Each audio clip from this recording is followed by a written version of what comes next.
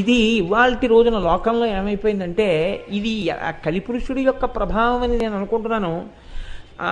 ఎంత చిత్రంగా తయారైందంటే ప్రతి మంత్రం యొక్క శక్తి ఏమిటి అన్నది అనుభవైక వేద్యం అవుతుంది, కానీ ప్రకటనలకి అందేది కాదు. అది ఎప్పుడు లోపల అనుభవించవలసి ఉంటుంది మంత్రం యొక్క శక్తిని.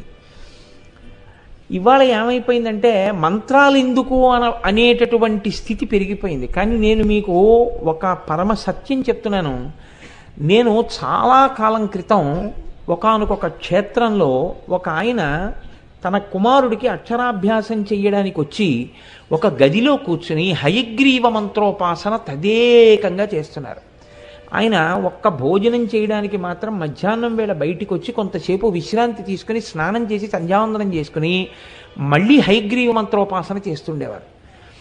నేను వారిని గమనించి నేను ఏ ప్రాంతానికి వెళ్ళి వారిని దర్శనం చేశానో ఆ ప్రాంతానికి చెందినటువంటి ఒక పెద్ద ఆయన్ని అడిగాను, నేను ఎందుకండి ఇలా చేస్తున్నారు అని అడిగాను.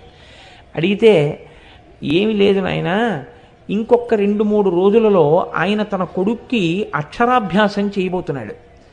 తాను అక్షరాభ్యాసం చెయ్యడానికి ముందే తన అటువంటి శక్తిని పొంది వాడి చెయ్యి పట్టుకుని బియ్యంలో అక్షరాభ్యాసం చేయిస్తే ఆ పిల్లవాడు అటువంటి శక్తిని పొందాలని హయగ్రీవ మంత్రోపాసన చేస్తున్నాడు అన్నారు.